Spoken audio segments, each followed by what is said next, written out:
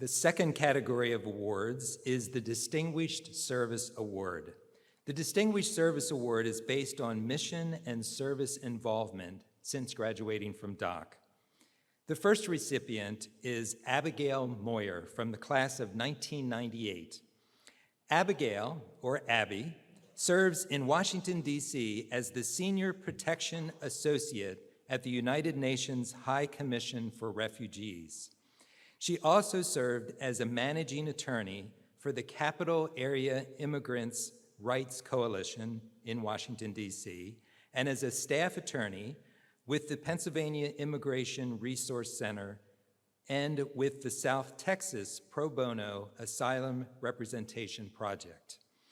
Abigail works to protect the rights of vulnerable people who have faced forced migration, including refugees, asylum seekers, and victims of human trafficking, as well as people who are detained and at risk of deportation.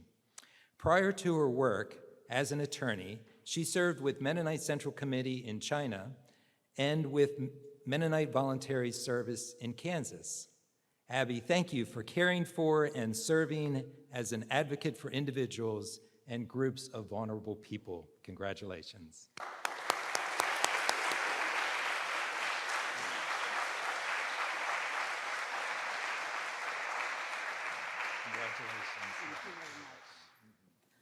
It's an honor to be here, and also an honor to be here among so many other wonderful graduates and alumni.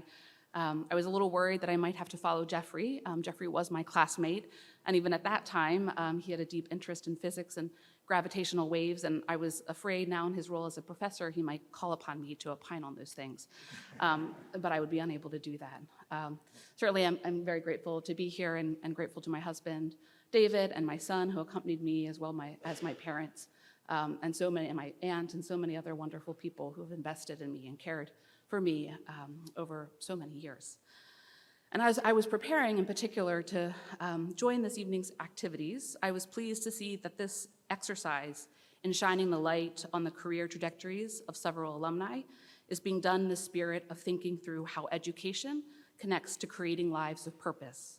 This is because it has been one of my life's greatest joys to evolve into a vocation of purpose, learning along the way that purpose is often not discovered in a single position, title, or location, but instead can often be found in the spaces where one's individual gifts and passions meet a duty to others in the world, connecting us to a sacred spark or a sacred calling for our lives.